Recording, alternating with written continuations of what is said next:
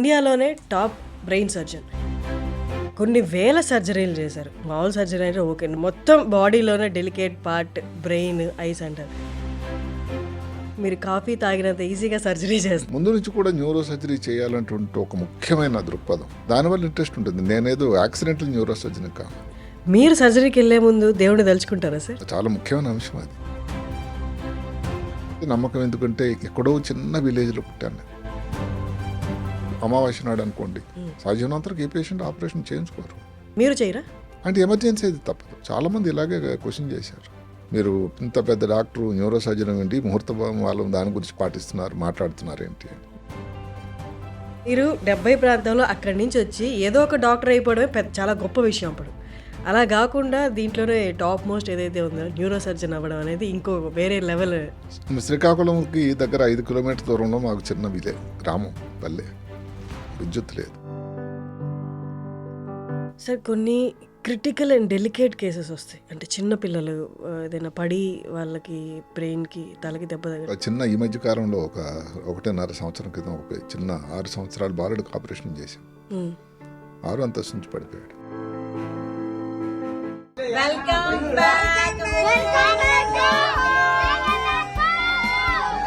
ఒక సినిమాలో, జీన్స్ సినిమాలో మనం కాన్సెప్ట్ ఒకటి చూస్తాం. లెఫ్ట్కి చేయాల్సిన సర్జరీ రైట్కి చేసేసారు. ప్రఖ్యాత సినీ యాక్ట్రెస్, హీరోయిన్, వారి మదర్కి ప్రపంచంలోనే బెస్ట్ హాస్పిటల్ అమెరికాలకు తీసుకెళ్లి వైద్యం జరిగింది. ఓ, ఇది అందరికి తెలిసిన హీరోయిన్. ప్రజల్లో కొంతవరకు అవగాహన ఏంటంటే డాక్టర్లు వైట్ కాలర్ జాబ్ అని, తర్వాత డాక్టర్లు ఊరికే వస్తాయి పైసలని. సార్, ఈ మొత్తం జర్నీలో మర్చిపోలేని ఆనందకరమైన సంఘటనలు. ఇప్పుడు మా అబ్బాయి కార్డియక్ సర్జన్ అయ్యాడు. ఆయన చేయబోయే మొట్టమొదటి హార్ట్ ట్రాన్స్ప్లాంట్.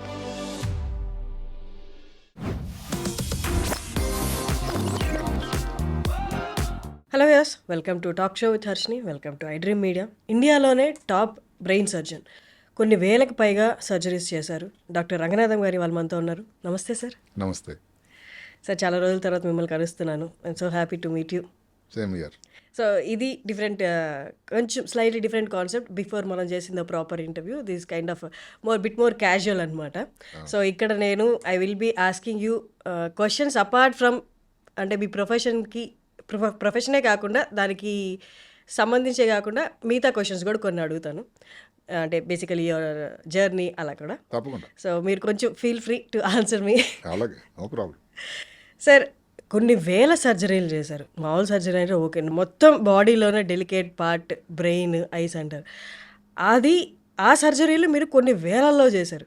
కొంతవరకు చాలామంది అనేది ఏంటి అంటే మీరు కాఫీ తాగినంత ఈజీగా సర్జరీ చేస్తారు.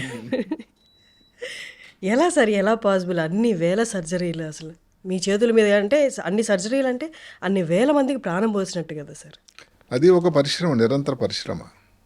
ఇప్పుడు ఏ రంగంలోనైనా కఠోర పరిశ్రమ, అనుశాసన అంటా ఉంటుంది. ఒక డిసిప్లిన్, చేయాలనే ఆసక్తి, ఒక ప్రాణాన్ని ఇబ్బందిలో ఉన్నప్పుడు దాని నుంచి బయటకు తీసుకురావాలని దానికోసం జిజ్ఞాస, ఇది ముఖ్యం. అన్ని కలిపి దాని తాలూకా మేలు కలయిక ఇన్ని వేల ఆపరేషన్లు. అంటే 41 సంవత్సరాల ప్రస్థానం. అంటే న్యూరో సర్జరీ 1982లో చేరినప్పటి నుంచి ఎయిమ్స్ ఢిల్లీలో ఇప్పటికీ 42 సంవత్సరం ప్రవేశించింది. సరే, మొదటి 5 సంవత్సరాలు మనం ఇండిపెండెంట్గా, అంటే ఒక్కరమే చేయకుండా అసిస్టింగ్, అబ్జర్వేషన్ చేసేవాళ్ళం. 87 హైదరాబాద్ నగరం, భాగ్యనగరానికి వచ్చాం. అక్కడి నుంచి ఆపరేషన్లు అన్నీ కూడా ఇండిపెండెంట్గా చేయటం. సో అది ఆ గొప్ప ప్రస్థానం. ఎందుకంటే ముందు నుంచి కూడా న్యూరో సర్జరీ చేయాలంటుంటే ఒక ముఖ్యమైన దృక్పథం, దానివల్ల ఇంట్రెస్ట్ ఉంటుంది. నేనేదో యాక్సిడెంటల్ న్యూరో సర్జన్ కాను. చేయాలని పట్టుదలతో చేసినటువంటి. అక్కడ 2 మాటలు ఉంటాయి. వచ్చినట్టయితే ఏదో కొంతవరకు అంత ఇంట్రెస్ట్ ఉండకపోవచ్చు, ఇంకెవరో చెప్పొచ్చు కారణం. చెయ్యాలని ఈ మాట ఎప్పుడో కాదు, 79-80 ప్రాంతంలోనే మెదడులో ప్రవేశించింది. సో అప్పటి నుంచి ఇంకా న్యూరో సర్జరీ చేయాలి అని ఒక ఆలోచన ఇంకా దృఢమైపోయి రోజు రోజుకు ద్విగుణీకృతమై మీ ముందు ఈ విధంగా ఉన్నాను. Sir, to be precise number చెప్పగలరా ఎగ్జాక్ట్లీ ఇన్ని సర్జరీస్ అని? అంటే ఇందులో ఎలా ఉంటుందంటే మనం ఆపరేషన్ చేసినవి ఒకటే అన్నది ప్రోగ్రాంలో లెక్క చెప్పడం అనేది అంత సభా మర్యాద కాదు అని మా గురువుగారు చెప్పేవాళ్ళు. డెఫినెట్గా మీరు ముందు అన్నట్టుగా వేలాది ఆపరేషన్ ఇప్పుడు 37 సంవత్సరాల పోనీ ఇండిపెండెంట్గా తీసుకున్నా కూడా ఇందులో ఎలా ఉంటుందంటే చాలా ఆపరేషన్లు ఇండిపెండెంట్గా చేయడం, వెన్నుపోమ మీద చేసే ఆపరేషన్స్ పైన మీద కొన్ని ఉంటాయి, మెదడు మీద చేసేవి ఉంటాయి. ఇవన్నీ కలిపి కంపారేటివ్గా మెదడు మీద చేసేవి చిన్న కంపారేటివ్గా 1 hour ప్రొసీజర్ ఉంటుంది. 6-7 గంటలు, 8 గంటలు, 10 గంటల ఆపరేషన్లు ఉంటాయి. వీటన్నిటిని కలిపి డెఫినెట్గా చాలా ఎక్కువ సంఖ్య అని చెప్పాలి. ఆ విధంగా చెప్పుకుందాం. సార్, ఇన్ని సర్జరీలు చేయడం, ఇంతమంది ప్రాణాలను నిలబెట్టడం అనేది చాలామంది ఇది దేవుడిచ్చిన వరంలా చూస్తారు. మామూలుగా మన నార్మల్ లైఫ్లో మాట్లాడాలి అంటే మీరు సర్జరీకి వెళ్ళే ముందు దేవుడిని తలుచుకుంటారా సార్? తప్పకుండా. అది చాలా ముఖ్యమైన అంశం అది. నేను అందుకని చాలాసార్లు ఎన్ని ప్రోగ్రాంలో కూడా దేవుడు దేవుడు అంటే మా డాక్టర్లు కొంతమంది ఏంటంటే అందరూ కాదు, ఈ మధ్య వాళ్ళకు ఆలోచన మారింది. కొంతమంది అడుగుతుంటారు, మనమే పేషెంట్కి ప్రాణం ఇస్తున్నాం, అదే కాకుండా ఇంకా మెటీరియలిస్టిక్గా ఆలోచన ఏంటి అని సార్ అని కొంతమంది. డాక్టర్గా మీరు ఉండే అందులో మెదడు మీద ఆపరేషన్ చేస్తూ, మెదడు అంటే శరీరంలో అన్ని అవయవాలకి హెడ్ క్వార్టర్స్ అది. మీరు ఎందుకు దేవుడు నమ్ముతారు అని అడిగేవారు. నేనేంటంటే నమ్మకం ఎందుకంటే ఎక్కడో చిన్న విలేజ్లో పుట్టాను నేను, ఎక్కడో శ్రీకాకుళం జిల్లా, తెలుగు మీడియంలో చదువుకున్నాను. ఎందుకంటే ఎప్పుడు కూడా నా మూలాలు కానీ ఉనికిని కానీ నేను మర్చిపోలేను. అక్కడ నుంచి ఇంత రీజనబుల్లీ పేరుగాంచిన న్యూరో సర్జన్గా రావడం అంటే అది భగవత్ కృప తప్ప. ఇప్పుడు మా నాన్న డాక్టర్ కాదు, మా ఇంటి దగ్గర ఎవరు బంధువులు కానీ చుట్టాలు కానీ డాక్టర్లు కారు. మీరొక్కరే మీ ఇంటి నుండి న్యూరో సర్జన్ సరే. మరి అలాంటప్పుడు ఇలా రావడం అంటే నేను ఎందుకు అనంటే భగవత్తునండి. అందులో బ్రెయిన్ ఆపరేషన్లు దాని తాలూకా ఇబ్బందులు నాకు బాగా తెలుసు. ఎంత బాగా చేశామని ఏదో ఓవర్ కాన్ఫిడెన్స్తో వెళ్ళామంటే పేషెంట్కి ఇబ్బంది వచ్చే అవకాశం ఉంటుంది. అందుకని తెల్లవారు లేచి ఒకసారి భగవంతుడు ఇన్ని ఆపరేషన్లు నా చేతి నుంచి బాగా చేయించావు, ఈరోజు చేయబోయే ఈ వ్యక్తికి కూడా ఆపరేషన్ అంత సవ్యంగా జరిగేటట్టు చేసి స్వామి అని ఇది నిజంగా అధాతంగా చెప్తున్నా అందరికి ముఖ్యంగా. ఏంటంటే దానివల్ల ఏమాత్రం 1%, 3% నాకు తెలియదు, పేషెంట్కి ఉపయోగకరం అన్నట్టయితే అది వర్త్, అది నేను నమ్ముతాను. ఇన్ కేసు స్పృహలో ఉన్న పేషెంట్ అయితే దేవుడికి దండం పెట్టుకోండి అని మీరేమైనా వాళ్ళకి కూడా సజెషన్ ఇస్తారు? నేను చెప్తాను వాళ్ళు సరిగదా. అసలు ఇప్పుడు ఆపరేషన్ పోస్ట్ చేసేటప్పుడు ఏవో సింపుల్గా కొన్ని ఏదో మంచి అమావాస్య నాడు అనుకోండి, సాధ్యమైనంతవరకు ఏ పేషెంట్ ఆపరేషన్ చేయించుకోరు. మీరు చేయరా? అంటే ఎమర్జెన్సీ అయితే తప్పదు, ఎలక్టివ్ అయితే సాధ్యమైనంతవరకు చేయను. అదే కాకుండా ఇప్పుడు ఆపరేషన్ పోస్ట్ చేయాలంటుంది, ఆపరేషన్ థియేటర్లో ఫలానా రోజున మనం ఆపరేషన్ చేస్తూ ఉంటే దాన్ని పోస్ట్ చేయాలంటుంది. జనరల్గా నేను చూస్తాను, అది దుర్ముహూర్తం ఉండకూడదు, వర్జ్యం ఉండకూడదు, ఆ సమయంలో పోస్ట్ చేసి ఆపరేషన్ చేయడం సన్నివేశాలు చాలా వరకు ఏంటంటే మంచి సమయంలోనే చేయాలి. అది మనకు ఒకసారి కంట్రోల్లో ఉండదు. అంటే సాధ్యమైనంత వరకు ఒక మంచి సమయం, మంచి మనసుతో చేయడం అనేది జరుగుతూ ఉంటుంది.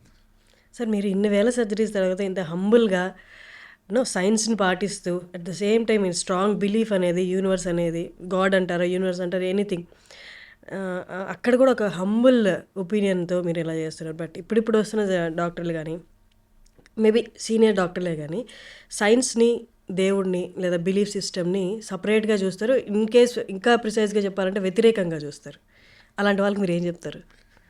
అది వారి ఆలోచనకి, వాళ్ళ జ్ఞానానికి వదిలిపెట్టేస్తాను నేనైతే మాత్రం. దానివలన చెడు అయితే పేషెంట్కి కాదు, మంచి ఎంత జరిగినా జరిగిందంటే నాకు ఒక సంతృప్తి, ఒక మంచి సమయంలో చేసాము, పేషెంట్ బాగా అవుతుంది అని. దానివల్ల పేషెంట్కి కాదు, మీ చుట్టాలకు కానీ ఎవరికి హాని లేదు. ఇక్కడ ఒక చిన్న మాట చెప్తాను. చాలా వరకు హిందువులో స్త్రీ కానీ ఇప్పుడు మాటకి ఋతుక్రమం అంటే మంత్లీ ఉందనుకోండి, డాక్టర్ గారు నాకు మంత్లీ ఉందని ఆపరేషన్ ఇప్పుడు చేయించుకోవడం పోస్ట్పోన్ చేద్దామని అడుగుతారు. మంగళవారం నాడు వద్దండి అంటారు. అమావాస్య అనుకోండి, నాకు తెలిసిన విషయం ఏంటంటే ఎక్కడో తమిళనాడులో అమావాస్య నాడు మంచి రోజు అనుకుంటారట.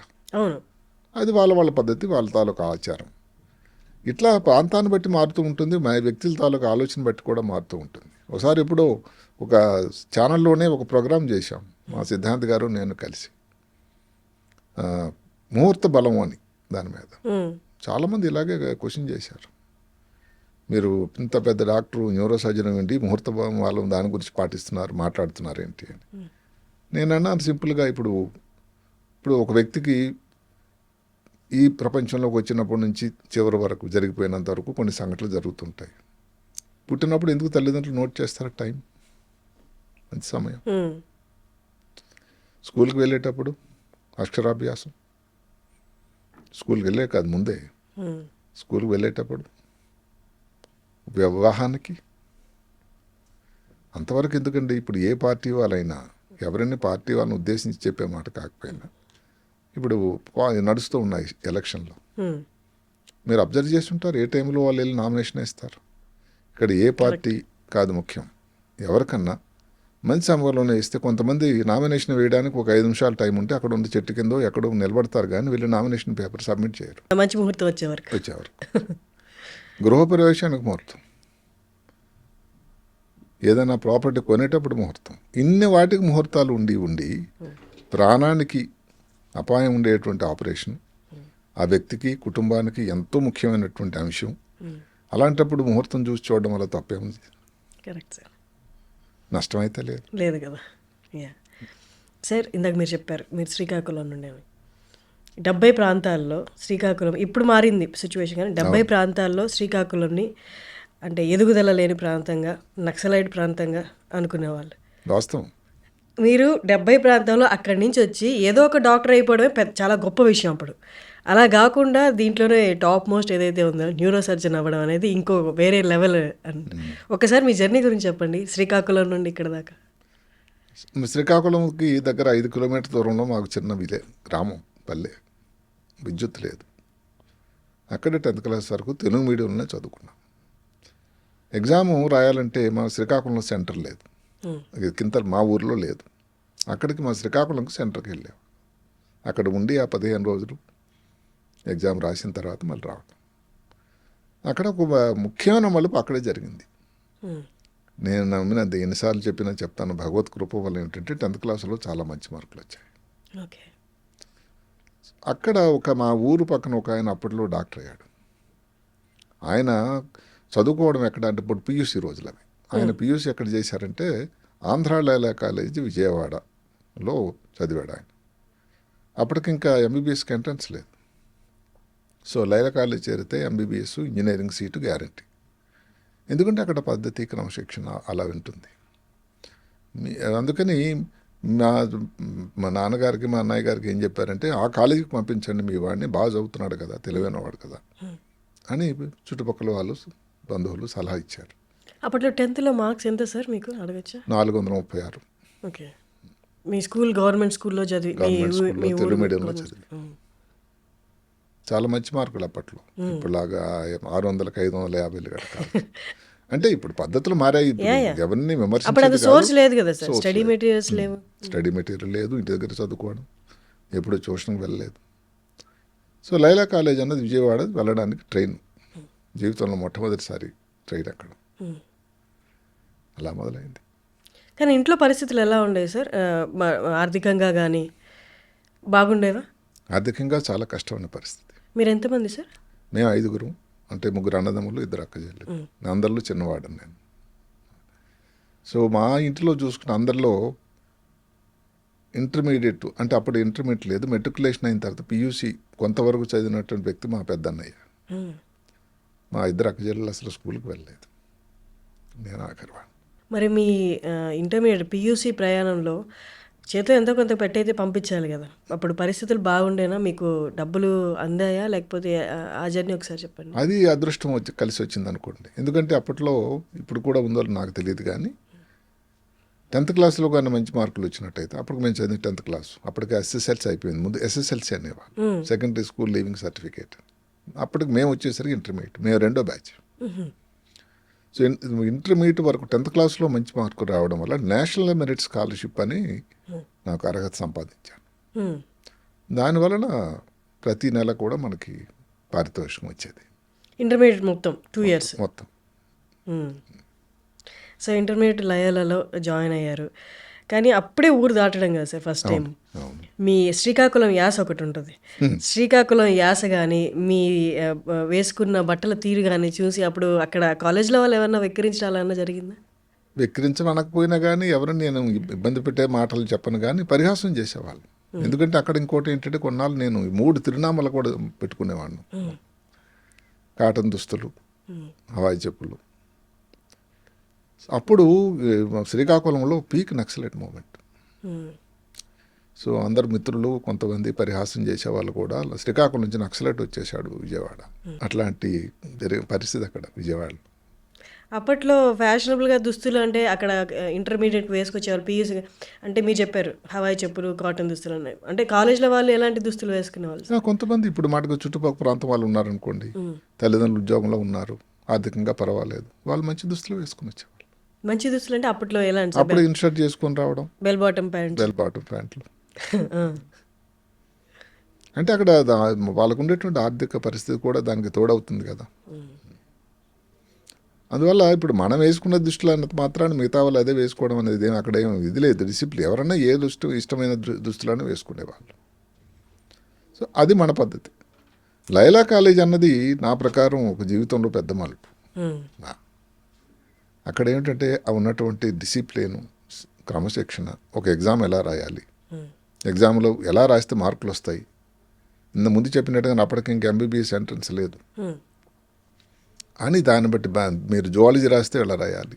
ఏ ఇయర్లో సార్ ఎంబీబీఎస్ ఎంట్రన్స్ లేదు అప్పటికి? ఇంకా మేము చేరేసరికి లేదు. 70లో నేను చేరాను, 70కి ఎంట్రన్స్ లేదు. ఇంకా మార్కుల ప్రాతిపదిక మీదే ఇచ్చేవాళ్ళు. ఇంటర్మీడియట్ మార్క్స్ బేస్ చేసుకుని డాక్టర్ సీట్, ఎంబీబీఎస్ సీట్ ఇచ్చేవాళ్ళు. ఇంటర్మీడియట్ మార్కులను కాదు, ఫస్ట్ బ్యాచ్కి కూడా అప్పటికే మొదలైంది. అంటే ఈ ఎంట్రన్స్ మొదలైంది ఎప్పుడంటే 1970 సంవత్సరం మొట్టమొదటిసారి.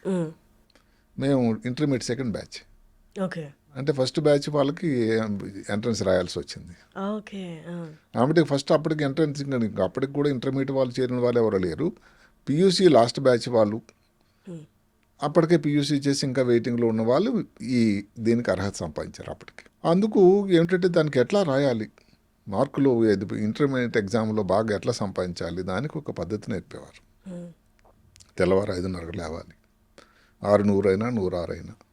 ఒక ప్రతిదానికి ఒక బెల్ ఉంటుంది అక్కడ. హాస్టల్లో ఉండేవాళ్ళు. విజయవాడ మా సొంత ఊరు కాదు. హాస్టల్లో ఉండగానే దానికి సైలెన్స్ బెల్ అని ఒకటి. అంటే ఆ టైంలో సైలెంట్గా ఉండాలి. స్టడీస్ బెల్ అంటే ఆ టైంలో చదువే. మధ్యలో ఏదో బ్రేక్ఫాస్ట్ కోసం ఉదయం ఒక టైం, కాలేజీకి వెళ్ళడానికి అంతే సేమ్ అదే క్యాంపస్లో ఉన్నాయి లైలా కాలేజీ. గుణదల రామవరపాడని అప్పటికి గుణదల పొలిమేరలో ఉండేది హైదరాబాద్ విజయవాడకి. ఇప్పుడు అంతా పెద్ద ప్రాంతం అయిపోయింది. సో అక్కడ అలా ఉండేది. కాలేజీ అయిపోయింది, మధ్యలో లంచ్ అప్పుడు ఇంకో బెల్. అందులో పెద్దగా హాస్టల్. అందులో ఏమిటంటే మా ఫస్ట్ బ్యాచ్ ఒకళ్ళు, సెకండ్ బ్యాచ్ లంచ్కి వెళ్ళేవాళ్ళు అలా. సో ప్రతిదానికి ఒక క్రమశిక్షణ. ఎన్ని వేల మంది ఉండేవాళ్ళు సార్ అప్పుడు స్టూడెంట్స్? అది మా హాస్టల్లోనే 360 రూమ్స్ ఉండేవి. హాస్టల్కి రూమ్కి 2 ఉండేవాళ్ళు. అలాంటి 3 హాస్టల్స్ ఉండేవి. అంటే మంచి స్ట్రెంగ్తే సార్ అప్పుడు కూడా? చాలా స్ట్రెంగ్త్. ఫీమేల్ కూడా ఉండేవాళ్ళ? లేరు అప్పటికి, ఇంకా లేదు, ఎడ్యుకేషన్ లేదు. అందరు మీరు ఉన్న స్ట్రెంగ్త్ అంతా మగవాళ్ళే? మగవాళ్ళు. ఏదైనా కానీ గ్రాడ్యుయేషన్లో కానీ. ఆ తర్వాత పరిస్థితులు మారాయి. ఇప్పుడు లైలా కాలేజీలో కోఎడ్ వచ్చింది. అప్పటికి లేదు, ఇంకా చాలా సంవత్సరాల వరకు లేదు. ఆ ఫాదర్స్ ఆ క్రమశిక్షణ, సెయింట్ ఇగ్నేషియస్ గ్రూప్ అని ఒకటి ఉంటుంది. వాళ్ళు చాలా గొప్పవాళ్ళు, చాలా పద్ధతిలో చూసేవాళ్ళు. ఆ ఎగ్జామ్ ఉన్నా కానీ మీరు రాత్రి 9 తర్వాత చదువుకోవడానికి, మెలకువగా ఉండడానికి, లైట్ ఉండడానికి ఆస్కారం లేదు. లైట్ ఆపాల్సిందే. అంటే ఏమిటి, పగలు ఈ టైంలో కూడా వేస్ట్ చేయకుండా చదువుతూ రాత్రి అనేది నిద్రపోతే ఆరోగ్యం బాగా ఉండి ఎగ్జామ్లో బాగా పెర్ఫార్మెన్స్ బాగుంటుందని అప్పట్లోనే వారికి అవగాహన ఉంది. కానీ మీ యాక్చువల్ ప్రపంచం చూడడం, మీ మైండ్ మౌల్డింగ్ కానీ, మీ ఆలోచన తీరు మారడం అనేది లయోలోనే జరిగింది. 100%. డైరెక్ట్ ఊరు నుండి అక్కడ నుంచి ఎంబీబీఎస్, ఇది వేరే ప్రపంచం. కానీ ఈ చేంజ్ అనేది చాలా కష్టమైన చేంజ్. అంటే విలేజ్ వాతావరణంలో పెరిగిన నాకు ఇప్పుడు తెల్లవారు లేవగానే మీ బెడ్షీట్లు అవన్నీ చక్కగా శుభ్రంగా బెడ్ అంతా ఉండాలి, పుస్తకాలన్నీ సరిగ్గా లైన్లో ఉండాలి, పుస్తకాలన్నిటికీ కవర్ వేసుకుని వెళ్ళాలి, దాని మీద లేబుల్ రాసుకోవాలి పేరు. అంటే ఒక పద్ధతిని అప్పట్లో నేర్పారు అన్నీ. ఆ చేంజ్ భయమే లేదా సార్? అప్పుడు దాకా ప్రశాంతంగా ఊర్లో ఉన్నది. అంటే నాకైతే అది ఒకటే ఏంటి, ఎంబీబీఎస్ ఎలాగైనా సీట్ సంపాదించాలి, ఇంటర్మీడియట్గా బాగా చదవాలి, ఇంకా తదేక ధ్యానం, ఇంకొక ధ్యాసే లేదు. అక్కడ ఉండగానే సంవత్సరానికి ఒక సినిమా చూశాను, నమ్ముతారా? ఇప్పుడు అక్కడ ఏంటంటే చుట్టుపక్కల వాళ్ళు ఇప్పుడు మన కృష్ణా జిల్లా వాళ్ళు గుంటూరు వాళ్ళు వాళ్ళ తల్లిదండ్రులు ఏదో ఒక ఉగాది వచ్చింది అనుకోండి తీసుకుపోయే పిల్లల్ని, దీపావళి వచ్చింది అనుకోండి, మేమేంటి క్వార్టర్లో హాఫ్ ఇయర్లో యాన్యువల్ సెలవులకే రాగలం, దూరం కదా విజయవాడ. అందువల్ల అప్పుడు బాధ అనిపించేది, వెళ్తే బాగుండేది, సంతోషం, అందరూ తల్లిదండ్రులు వెళ్తున్నారని. అయితే అది వెళ్ళడం అంత సింపుల్ కాదు కదా. అందువల్ల ఇంకొక డిస్ట్రాక్షన్ లేదు ఆ సమయంలో. కానీ ర్యాగింగ్ ఉండేదా సార్ అప్పుడు? లేదు, హాస్టల్లో లేదు ర్యాగింగ్. అంటే చిన్నపిల్లలు అందరూ ఇప్పుడు ర్యాగింగ్ అనే ఇటువంటి ఈ ఇబ్బంది తర్వాత ఎంబీబీఎస్లో చేరింది అది. అసలు రూల్ ఏమిటంటే మామూలు కాలేజీలో అసలు ర్యాగింగ్ ఆ సమయంలో లేదు, ఎంబీబీఎస్ నుంచి మొదలవుతుంది ఆ వ్యవహారం. అందులోనే first year second year. So అప్పుడు మార్క్స్ ఎంత సార్? అప్పుడు ఎగ్జాక్ట్గా చెప్పడం కష్టం కానీ మంచి ఫస్ట్ క్లాస్లోనే మంచి మార్కులు వచ్చాయి. సో దాని బేస్డ్ తర్వాత మళ్ళీ ఎంట్రన్స్ కంబైన్ కన్సిడర్ చేశారా? అవును. ఎంబీబీఎస్కి ఇక్కడ ఒక చిన్న మాట చెప్పుకోవాల్సింది ఏంటంటే ఇంటర్మీడియట్ కూడా తెలుగు మీడియం చదివాను. ఓ అవునా, ఓకే. అంటే దానికి లైలా కాలేజీలో ఆ సమయంలో 2 సెక్షన్లు ఉండేవి, తెలుగు మీడియం ఒక సెక్షన్ ఒకటి, ఇంగ్లీష్ మీడియం సెక్షన్ ఒకటి బైపీసీకి, అలాగే ఎంపీసీకి తెలుగు మీడియం అలా. దానికి కారణం ఏమిటంటే అప్పుడు ఉన్నటువంటి ఒక రూల్ ఏమిటంటే 10th క్లాస్ ఎవరైతే ఇంగ్లీష్ మీడియం చదువుతారో వాళ్ళకి ఇంగ్లీష్ మీడియం సెక్షన్కి అర్హత ఉంది. ఓకే. తెలుగు మీడియంలో చదివితే తెలుగు మీడియంనే మీకు ఎన్ని మార్కులు 10th క్లాసులో ఇంగ్లీష్లో వచ్చాయి కాదు ప్రాతిపదిక. అలా మరి తెలుగు మీడియం చేరాల్సి వచ్చింది. తెలుగు అకాడమీ నుంచి ఇంత పెద్ద పుస్తకాలు ఉండేవి. అంటే ఒక్కొక్క సబ్జెక్టుకి ఉష్ణం అని ఫిజిక్స్లో ఉంటుంది, ఉష్ణం అని, కాంతి అని అంటే లైట్, హీట్, దానికోసం ఒక బుక్. ఎందుకంటే ఇంగ్లీష్ నుంచి తెలుగులో అనువాదం చేసేసరికి సమాచారం ఎక్కువైపోయేది కదా. అది ఎగ్జామ్ ఏదైతే ఎంట్రన్స్ ఎగ్జామినేషన్ 72లో రాసామో అది మళ్ళీ ఇంగ్లీష్లో, అప్పటికి ఇంక తెలుగులో అనువాదం రాలేదు. దానికోసం ఏమిటి 2 విషయాలుగా ముందు నుంచే మా లైలా కాలేజీ వాళ్ళు మాకు ట్రైనింగ్ ఇచ్చేవాళ్ళు. ఎంట్రన్స్ అన్నది ఇంగ్లీష్ మీడియంలోనే ఉంది. అందుకని తెలుగు మీడియం పుస్తకాలు చదువుతూ ఇంగ్లీష్ మీడియం పుస్తకాలు కూడా చదవాల్సి వచ్చేది. అప్పుడు డబుల్ వర్క్ కదా సార్? డబుల్ వర్కే. అక్కడ మ్యాక్సిమం ఏంటంటే ఎగ్జామ్లో కొన్ని పదాలకి ఏదైనా మనకు కాంప్లికేటెడ్గా అనిపిస్తూ ఉంటే తెలుగు ట్రాన్స్లేషన్ చెప్పేవాళ్ళు, అది అఫీషియల్గా గవర్నమెంట్ ఆఫ్ ఆంధ్రప్రదేశ్. ఓకే. ఎందుకంటే తెలుగు మీడియం వాళ్ళకి కొన్ని ఇంగ్లీష్ పదాలు తెలియకపోవచ్చు, ఇది ఈ ఎంట్రన్స్ టైంలో ఎగ్జామ్ టైంలో ఇచ్చేవాళ్ళు. అదొకటే, ఎగ్జామ్ మాత్రం ఇంగ్లీష్లోనే. So from there to MBBS ఎలా సార్? ఎంబీబీఎస్ ఫస్ట్ ఇయర్ అది మా సమయంలో ఎంబీబీఎస్ అనేది అది ఒక పెద్ద బృహత్తర పథకం అది. అక్కడ 6 సంవత్సరాలు నుంచి చేరినప్పుడే 6 సంవత్సరాలు, first year, second year, third year. First ఇయర్లో ఇంకా కొన్ని సబ్జెక్టులు ఉండేవి, ఇంగ్లీషు, ఫిజికల్ కెమిస్ట్రీ అని. కెమిస్ట్రీ అన్నది మేము ఇంటర్మీడియట్లో చదివినా కూడా ఫిజికల్ కెమిస్ట్రీ ఉండేది, ఆ 2 పాస్ అవ్వాలి. సెకండ్ ఇయర్ అన్నది 6 మాసాల కోర్సు, అది ఆర్గానిక్ కెమిస్ట్రీ అని ఒకటి ఉండేది, అది ఇంకా కష్టమైన సబ్జెక్ట్ అండి. ఆ తర్వాత ఏదైతే మెయిన్ ఈ రోజుల్లో పిల్లలు చేరగానే ఫస్ట్ ఇయర్ నుంచి చదువుతున్నారో ఎనాటమీ, ఫిజియాలజీ, బయోకెమిస్ట్రీ అన్నటువంటి విషయాల మీద మొదలవుతుంది బోధన. అప్పుడు దగ్గర 2.5 సంవత్సరాలు 2 సంవత్సరాల తర్వాత జరిగేది ఈ విషయం. ఇంకో ముఖ్యమైన విషయం ఏంటంటే ఎంబీబీ చేరేసరికి ఆంధ్ర స్టేషన్ ఫుల్ స్టీమ్లో ఉంది. సీట్ రావడం అన్నది ఆంధ్ర స్టేషన్ సెపరేట్ ఆంధ్ర కావాలన్న మూమెంట్. ఓకే. తర్వాత వచ్చింది ఏమిటంటే అది పూర్తిగా సమాప్తి జరిగేసరికి యాజిటేషన్ 72లో ఎంట్రన్స్ రాస్తే 73 మధ్యభాగం వరకు ఎంట్రన్స్ అయినా సీట్ వచ్చినా కూడా చేరినా కూడా క్లాసులు మొదలవ్వాలి. అంతవరకు మా ఇంటి దగ్గర శ్రీకాకుళంలో ఉండాల్సి వచ్చింది. సీట్ వచ్చి కూడా చేరాము, అఫీషియల్గా వెళ్ళి చేరాము, క్లాసులు అయితే జరగలేదు. ఓకే. సో అక్కడ కూడా సమయం చాలా వేస్ట్ అయింది. మరి పుస్తకాలు అవన్నీ మీరు ఇంటికి తెచ్చుకొని చదువుకోవడం అలా అంటే ఇంకా అప్పుడు బోధన మనకు జరగలేదు. ఏ సబ్జెక్టు చదవాలి, ఏంటి చదవాలి, చాలా కష్టమైన జర్నీ సార్. ఇప్పుడు అంత కేక్ వాక్ అయితే కాదు అప్పుడు. ఇప్పుడు రెడీ. ఇప్పుడు ఫస్ట్ ఇయర్ చేరగానే ఎంబీబీఎస్ ఒక ఫస్ట్ ఇయర్ కళ్ళు మూసుకునేసరికి 1 సంవత్సరం అయిపోతుంది. అంటే ఇప్పుడు పద్ధతి అది. ఇది మనం సమయంతో కూడా పోతూ ఉండాలి, ఇంకా అది అంతే. ఇప్పుడు ఏదో సింపుల్ అయిపోయిందని ఇలాంటి తప్పు మాటలు అయితే అన్న కానీ ఇప్పుడు ఉన్నటువంటి పద్ధతి అది మారుకుంటూ వచ్చింది కదా సార్. చాలా మార్పు, 40 ఏళ్లలో చాలా చేంజ్ వచ్చింది. దెన్ ఎంబీబీఎస్ జర్నీ, దాని తర్వాత ఎక్కడ సార్ ఫస్ట్ మీరు ప్రాక్టీస్ స్టార్ట్ చేసింది ఎక్కడ సార్? అంటే ఎంబీబీఎస్ అనేది అయిపోయిన తర్వాత హౌస్ సర్జెన్సీ అని ఉంటుంది, అంటే ప్రాక్టికల్ ట్రైనింగ్ ఒకటి, అదొక సంవత్సరం పాటు. అది నెక్స్ట్ మెట్టు నాకు. ఎట్లా అంటే హౌస్ సర్జన్స్లో పోస్టింగ్స్ ఉంటాయి, అంటే నైట్ డ్యూటీసు, ఓటీకి వెళ్ళడం, ఆపరేషన్ థియేటర్కి వెళ్ళడం, డాక్టర్ల రౌండ్స్, అంటే ఒక డాక్టర్గా పేషెంట్ చూడడం, కేస్ షీట్లు రాయడం, ఇవన్నీ అందరూ చేసేదే మనం చేసేవాళ్ళం. అందులో కొన్ని పోస్టింగ్స్ అని ఉంటాయి. ఉదాహరణకి మెడిసిన్ పోస్టింగ్ అంటే 2 నెలలు, సర్జరీ అయితే 2 నెలలు, అట్లా గైనకాలజీ అయితే 2 నెలలు, ఇంకా ముఖ్యం గైనకాలజీ ఆ రోజుల్లో లేబర్ రూమ్ పోస్టింగ్ అని ఉంటుంది. అలా కొన్ని ఈ అసోసియేటెడ్ సబ్జెక్ట్స్, న్యూరో సర్జరీ అని, కార్డియక్ సర్జరీ అని, పిడియాట్రిక్ సర్జరీ అని ఇలా ఉంటాయి, ఆర్థోపెడిక్స్ అని. అవి 15 రోజుల పాటు. మొట్టమొదటి పోస్టింగ్ నాకు న్యూరో సర్జరీలో జరిగింది. అంటే పోస్టింగ్ అలా వచ్చింది, 15 రోజులే. అక్కడ ఒక మహానుభావుడు పరిచయం అయ్యాడు నాకు. అప్పుడే చెన్నైలో చదివి న్యూరో సర్జరీ, చాలా క్వాలిఫైడ్ న్యూరో సర్జన్, ఒక యంగ్స్టర్. ఆయన అసిస్టెంట్గా చేరారు. అప్పటికి హెడ్ ఆఫ్ ది డిపార్ట్మెంట్ కూడా సిఎంసి బెల్లూరులో ఒక న్యూరో సర్జరీ చేసిన నిష్ఠాన్వితుడు.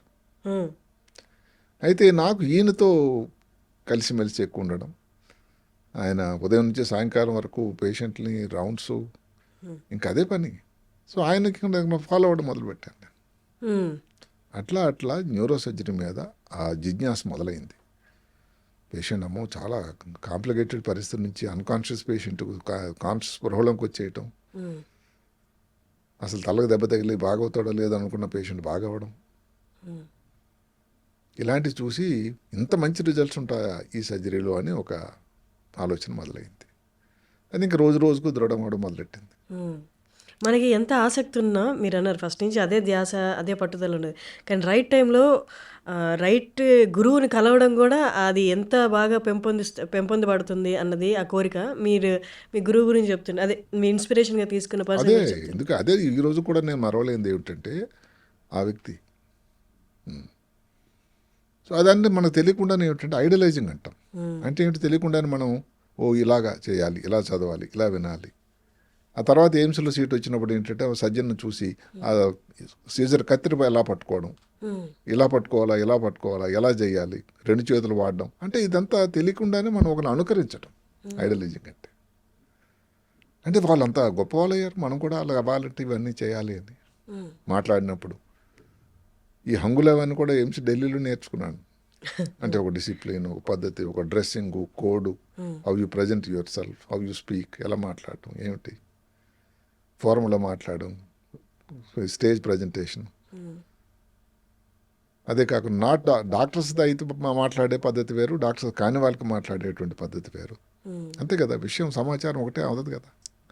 ఇవన్నీ ఆ గొప్ప ఇన్స్టిట్యూషన్ తర్వాత దానికి పునాది పడిగింది ఢిల్లీలో, విశాఖపట్నంలో న్యూరో సర్జరీ డిపార్ట్మెంట్లో. అక్కడ మరి ఉండగా ఆయన 15 రోజుల తర్వాత న్యూరో సర్జరీ పోస్టింగ్ అయిపోయినా కూడా మిగతా పోస్టింగ్లు అయినప్పుడు అక్కడ డ్యూటీ అయిపోయిన తర్వాత మళ్ళీ న్యూరో సర్జరీ వాడికి వచ్చేసేవాడిని రోజు. అది న్యూరో సర్జరీ అయిపోయింది, హౌస్ సర్జన్స్ అయిపోయింది తర్వాత ఆ ఇంట్రెస్ట్ మీద అప్పుడు ఒక పద్ధతి ఉండేది, సీనియర్ హౌస్ సర్జన్సీ అని. ఓకే. సీనియర్ హౌస్ సర్జన్సీ అంటే కొంత పీరియడ్, 6 మాసాలు, సంవత్సరం. ఆ పీరియడ్లో కూడా అది ఏమిటి, మరి మనకి ఇంతవరకు కొంత గొప్ప స్టైఫండ్ వచ్చేది గవర్నమెంట్ నుంచి హౌస్ సర్జన్కి. ఈ సీనియర్ హౌస్ సర్జన్స్కి లేదు. సరే కదా, మనం పే చేయాల్సి ఉంది కొంతవరకు, మనం పని చేస్తున్నాం కాబట్టి. ఓకే. అలాగే ఇంకొక 6 నుంచి 9 మాసాలు పనిచేశాను ఆ న్యూరో సర్జరీ డిపార్ట్మెంట్లో. ఆ తర్వాత మనకి మామూలుగా ఏంటంటే న్యూరో సర్జరీ చదవాలంటే 2 కోర్సులు ఉంటాయి. ఎంఎస్ చేస్తే 3 సంవత్సరాలు, డైరెక్ట్గా ఎంబీబీఎస్ తర్వాత అయితే 5 సంవత్సరాల కోర్సు. ఇప్పుడు అది 6 సంవత్సరాలు అయింది. సో అప్పటికి ఏంటంటే ఆలోచన, మనకి 5 సంవత్సరాల కోర్సు ఎక్కడైనా చదివేద్దామని. సో ఎంబీబీఎస్ తర్వాత 5 సంవత్సరాలు ఉన్న కోర్సు అటువంటి ప్లేసులకి, చాలా వాటికి దక్షిణ భారతదేశంలో ప్రతి ముఖ్య నగరానికి కూడా వెళ్ళాం. కొన్ని కారణాంతరాల వల్ల, అన్ని దగ్గరలో రకరకాల కారణాల వల్ల మనకు అది అవకాశం దొరకలేదు. ఇంతలో AP entrance, post graduation entrance వచ్చింది. నేను అనుకున్నట్టుగా నా ఎక్స్పెక్టేషన్ ప్రకారం ఇది రాలేదు, ఎంఎస్. సరే ఎవరో చెప్పారు ముందు ఆఫ్థల్మాలజీ చేరు, ఏదో స్టైఫండ్ వస్తుంది కదా, ఆర్థికంగా అది చాలా ముఖ్యం కదా. ఆ తర్వాత సరే ప్రయత్నిద్దు కానీ అని అయినా వదిలిపెట్టకుండా ఆఫ్థల్మాలజీ చేస్తూ న్యూరో సర్జరీ కోసం ప్రిపరేషన్ మొదలుపెట్టా.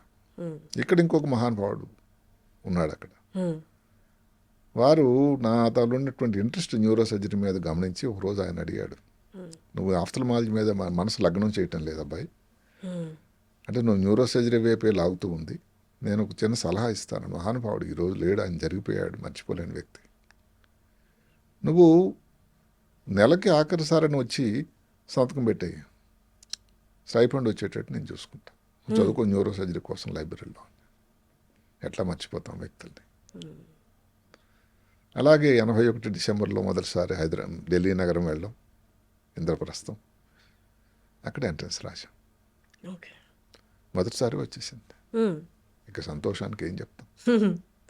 సరే, ఇక్కడ వరకు జర్నీ చూస్తే మీ చేతుల ద్వారా ఇంతమంది ప్రాణాలు నిలబడాలని రాసుంది కాబట్టి ప్రతి స్టెప్ కూడా ఎక్కడ మిమ్మల్ని పడనీయకుండా అలా చేతులతో పైకి తీసుకొచ్చినట్టే ఉంది సార్. అక్కడ కూడా రైట్ టైంలో రైట్ పర్సన్స్ వచ్చి హెల్ప్ చేయడం. అవును, ఇప్పుడు అక్కడ సీట్ వచ్చింది, సంతోషం. ఆ సంవత్సరం వైజాగ్లోనే ఈ neurological society of India meeting అని సంవత్సరంకి ఒక నగరంలో న్యూరో సర్జరీ ఉండేటువంటి ఆ ప్రాంతంలో మీటింగ్ జరుగుతూ ఉంటాయి. అందరూ దేశంలో న్యూరో సర్జన్లు, న్యూరాలజిస్టులు అందరూ వచ్చి అక్కడ ఒక సమావేశం అనమాట, ఇయర్లీ. అది 81లో వైజాగ్లో జరిగింది. సో అక్కడ మా ఈ ఎయిమ్స్ నుంచి ఇద్దరు ముగ్గురు వచ్చారు ప్రొఫెసర్లు అక్కడికి, ఆ మీటింగ్కి. అప్పుడే నాకు సీట్ వచ్చింది అక్కడ ఢిల్లీ ఎయిమ్స్లో, డిసెంబర్. సో ఇప్పుడు ఎవరైతే మాకు ప్రొఫెసర్ గారు ఉన్నారో వైజాగ్లో, అక్కడ వచ్చారు వాళ్ళు ముగ్గురును, నేను పరిచయం చేస్తాను, ఎయిర్పోర్ట్కి తీసుకెళ్ళాడు ఆయన. అక్కడ పరిచయం చేశారు. ఆ ముగ్గురు వేరే వేరే పద్ధతి స్వభావం, ముగ్గురు ఒకలా ఉంటారు కదా. సో ఒకసారి ఏం చెప్పారంటే, నువ్వు సీట్ వచ్చింది నీకేనా? అవునన్నారు. అవును సార్. సరే నువ్వు ఢిల్లీ రా, నన్ను కలువు అన్నారు. ఢిల్లీ వెళ్ళాను. మామూలుగా చేరిపోవడం ఏదైతే మెడికల్ ఇవన్నీ అవుతాయి, చేరిపోయిన తర్వాత సర్టిఫికేట్స్ కూడా ఇచ్చాం. ఆయన ఆఫీస్కి వెళ్ళాను. ఆయన మహానుభావుడు అన్నాడు, ఇంట్రెస్ట్ మీద ఇది అది అసలు నాకు భయం వేసినటువంటి సంఘటన. మరి నువ్వు నెల రోజులు అఫీషియల్గా చేరడానికి లేదు, దానికి ఒక కారణం ఉంది. ఆయన తప్పు కాదు, కారణం ఒకటి ఉంది. నెల రోజులు నువ్వు న్యూరో సర్జరీ డిపార్ట్మెంట్లో ఉన్న కొలీగ్స్తోని వాళ్ళతోని కలిసి ఓటీకి వెళ్ళి ఏంటి, ఎన్ని గంటలు పని చేయాలి, ఎంతసేపు ఉండాలి, ఏమిటి, అవన్నీ నువ్వు ఆకలింపు చేసుకో. నెల రోజుల తర్వాత మళ్ళీ నేను పిలుస్తాను. అప్పుడు నువ్వేం చెప్తావో దాన్ని బట్టి డిసైడ్ చేద్దాం. అంతవరకు మళ్ళీ నీకు ఆ నెల కోసం ఏదైతే ఉందో స్టైఫండ్ చూసేటువంటి బాధ్యత నాది. అఫీషియల్గా మాత్రం చేరదు. ఆయన మీరు ఉండలేరు అనుకున్నారా? అనే కాకుండా అక్కడ ఒక సంఘటన జరిగింది నేను చేరేసరికి ఎయిమ్స్లోనే. ఒక న్యూరో సర్జరీ నాకంటే ముందు చేరినటువంటి వ్యక్తి సూసైడ్ కమిట్ చేసుకున్నాడు. స్ట్రెస్ తీసుకోలేక. అది కారణం. అది ఏం జరిగింది అని ఈరోజు కూడా ఎవరికి తెలియదు. మొత్తం మీద జరిగింది ఏమిటంటే, న్యూరో సర్జరీ టఫ్ సబ్జెక్టు, సార్లు కూడా టఫ్ వ్యక్తులు, మహాదయామయులు, కానీ నేర్పిన టైంలో మాత్రం చాలా కష్టం, టఫ్. అంటే రోజుకు 18 గంటలు చేసినా కానీ సరిపోదు వాళ్ళ దృష్టిలో.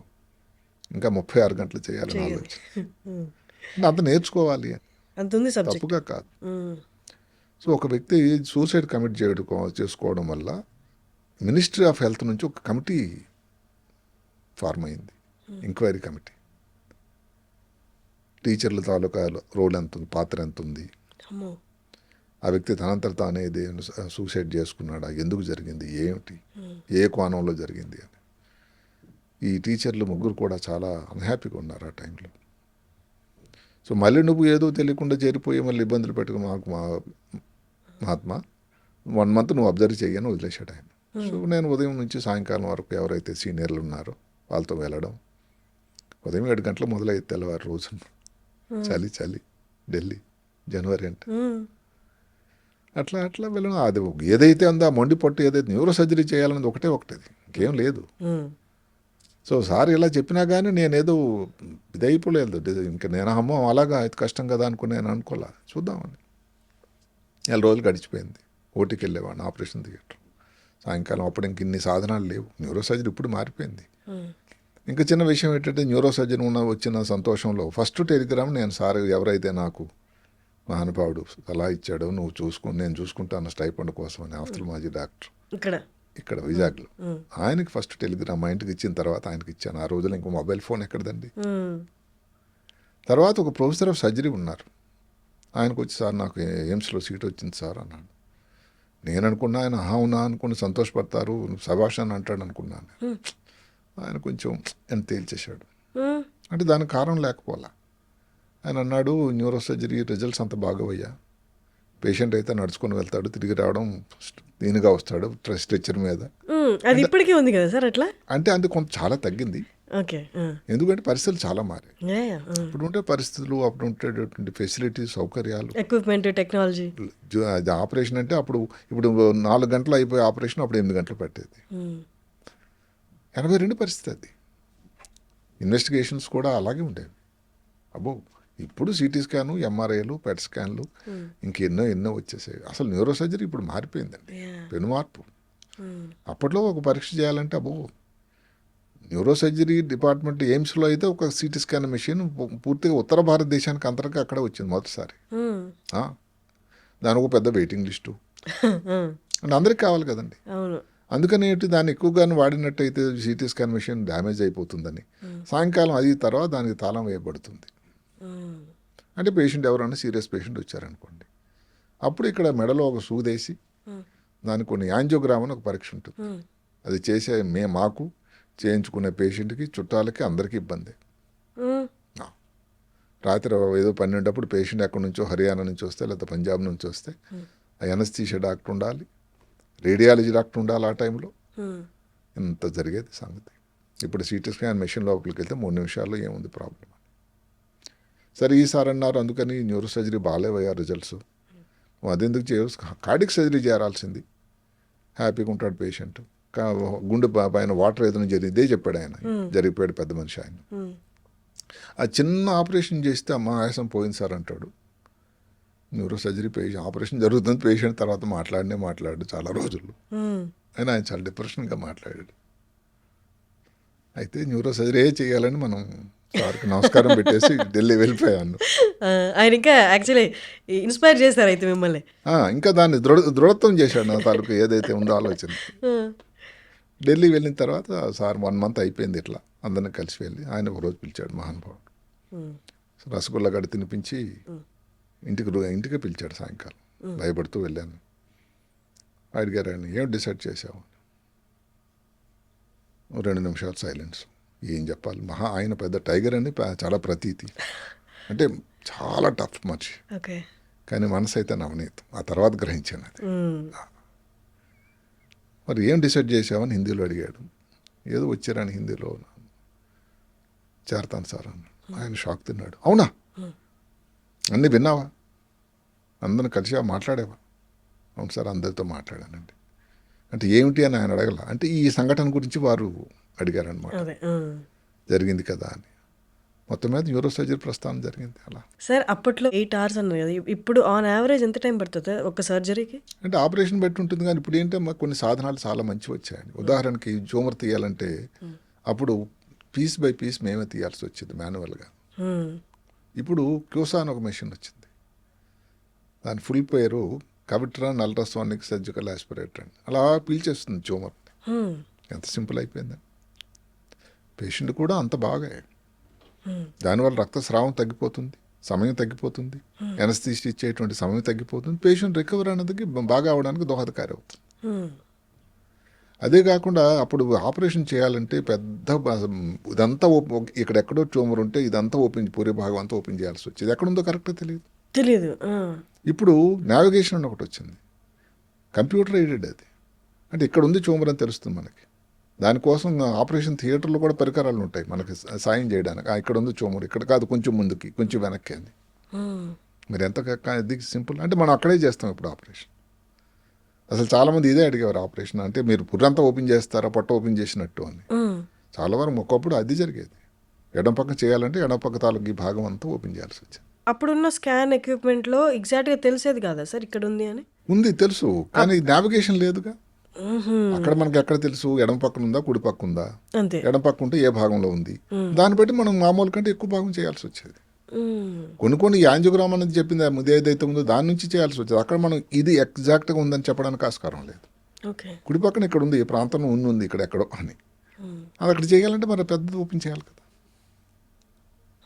ఇప్పుడు నావిగేషన్ వచ్చింది, 2 వచ్చాయి, క్లోసా అని, మైక్రోస్కోప్. ఇదేదో లోపల ఎక్కడెక్కడో బ్రెయిన్ లోపల ఉండేటువంటి కొన్ని ట్యూమర్లను తీయాలంటే పెద్ద కష్టం అయ్యేది. అంటే మన కళ్ళనే నమ్ముకోవాల్సి చేయాల్సి వచ్చేది. ఎంతైనా కానీ కష్టం కదా. కొన్ని ఏదో నరాలు దారపోగులాగా ఉంటాయి, రక్తనాళాలు దారపోగుల కంటే చిన్నగా ఉంటాయి. దానికి ఒక సాధన వచ్చింది మైక్రోస్కోప్ అని. అంటే చిన్న దారపోగులు ఇంత పెద్దగా కనబడేటువంటివి. అంటే పేషెంట్కి డ్యామేజ్ కావడం కానీ ముఖ్యమైనటువంటి స్ట్రక్చర్స్ ఏది డ్యామేజ్ చేయకుండా ఉండేటువంటి గొప్ప సాధన. సో ఈ క్లోసా, నావిగేషను, మైక్రోస్కోపు, ఎనస్థీషియా ఒకటి మారిపోయింది. న్యూరో సర్జరీ పెనుమార్పు ఎనస్థీషియా. ఇప్పుడు ఏదైనా ఆపరేషన్ చేయాలంటే కొన్ని సమయాల్లో బ్లడ్ ప్రెషర్ అనేది 20-30లో ఉంచాలి. 120-80 కదా నార్మల్గా, 30-40లో. ఇదంతా నియంత్రణ ఎనస్థీషియా నుంచి జరుగుతూ ఉంటుంది. సార్ మీరు ప్రాక్టీస్ స్టార్ట్ చేసినప్పుడు ఎనస్థీషియా అనే కాన్సెప్ట్ ఉందా సార్? ఉంది, స్టార్టింగ్ నుండి. నుంచి. కానీ అన్ని సర్జరీలకి ఎనస్థీషియా ఇచ్చేవాళ్ళ? ఇవ్వాలి, కష్టమే అంటే. కష్టమే. ఇప్పుడు ఇక దాంట్లో ఇంకా మార్పు వచ్చింది, అదే మారిపోయింది అంట. న్యూరో ఎనస్థీషియా అని వచ్చింది. అంటే ఏమిటి, ఎక్స్క్లూజివ్గా న్యూరో అంటే స్పైన్ కానీ బ్రెయిన్కి కానీ ఎనస్థీషియా ఇచ్చేదే. దాంట్లో ఒక కోర్స్ ఉంది, డిఎం కోర్స్. అట్లా మారిపోయింది అన్ని. సార్ అప్పట్లో ఎనస్థీషియా ఇచ్చిన కాన్షియస్లో ఉండేవాడా పేషెంట్? లేదు, అప్పట్లో ఎనస్థీషియా సపరేట్ ఎనస్థీషియా ఇచ్చే డాక్టర్ వచ్చేవాళ్ళ? ఎట్లా ఉండేది సార్? వచ్చేవాళ్ళు, ఎనస్థీషియా డిపార్ట్మెంట్ పెద్దది. ఓకే. ఎనస్థీషియా ఇవ్వడం, ఆపరేషన్ అయిన తర్వాత, ఆపరేషన్ అయిపోయిందని పూర్తిగా కుట్లు వేసేసిన తర్వాత ఎనస్థీషియా నుంచి రికవరీ చేయడానికి ప్రయత్నం. అక్కడే వచ్చింది ఇబ్బంది న్యూరో సర్జరీలో. 8 గంటల ఆపరేషన్ తర్వాత పేషెంట్, ఇప్పుడు ఆగస్టు నెలలో చేసాం, పర్వాలేదు, వేడిగా ఉంటుంది. జనవరిలో చేసాం, చల్లగా ఉంటుంది ఢిల్లీ. మళ్ళీ ఏసీలో ఆపరేషన్ చేయాలి, చల్లగా అయిపోతాడు పేషెంట్. సో దానికోసం 1-2 రోజులు వెంటిలేటర్ పెట్టాల్సి వచ్చేది. ఎట్లా ఉండేది రికవరీ? ఇప్పుడు వార్మర్స్ అని వచ్చాయి. పేషెంట్కి ఆపరేషన్ చేస్తున్నప్పుడు అంత సమయం కూడా పేషెంట్ వేడిగా ఉంచేటువంటి సాధనాలు ఉన్నాయి. అదే కాకుండా ఆపరేషన్ టైంలో కూడా థర్మామీటర్ టెంపరేచర్ రికార్డింగ్ ఉంటుంది, బీపీ రికార్డింగ్ కోసం సాధనాలు వచ్చాయి. ఇప్పుడు చాలా మారిపోయినాయి. అందువల్ల న్యూరో సర్జరీ ఇప్పుడు సులభతరం అనగానే సేఫ్ అయింది తప్పకుండా. అప్పుడు ఏదైతే మార్టాలిటీ అంటే ఏదైతే ప్రాణ ప్రమాదం, ఒక ఆపరేషన్ చేస్తే 20% ఉండేదనుకోండి, ఇప్పుడు 5-10%. అంటే రిస్క్ లేనిది ఇప్పుడు కూడా లేదు. బ్రెయిన్ అనేది అలాంటిది స్ట్రక్చర్, కానీ రిస్క్ అనేది చాలా తగ్గిందని చెప్పాలి. సరే, మీరు ప్రొఫెషనే దాన్ని చూసుకోవడానికి ఇందాక మీరు అన్నట్టు 24 గంటలు సరిపోయారు, 36 గంటలు అంటారు. ఆ మధ్యలో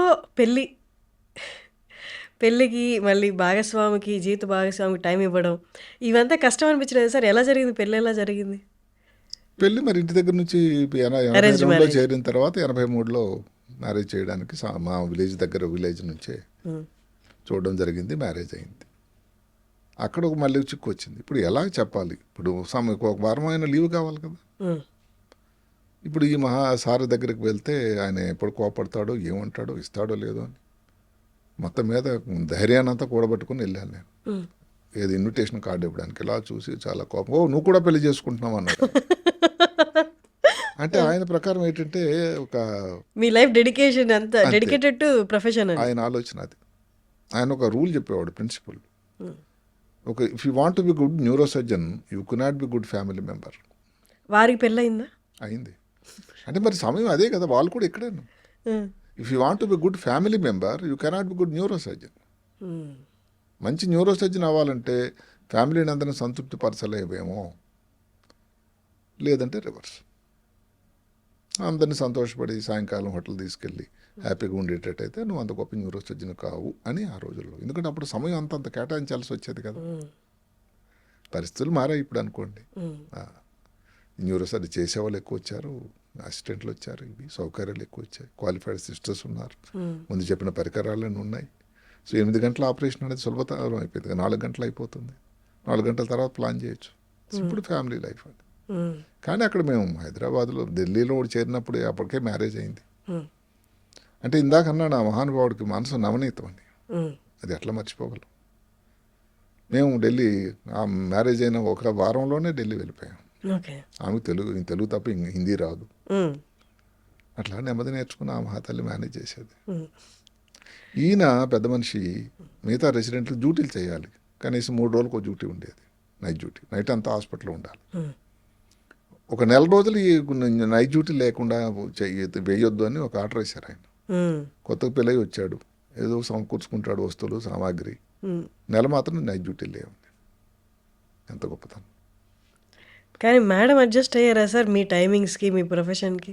అందుకే చెప్తున్నాను కదా, అది చాలా కష్టం అది.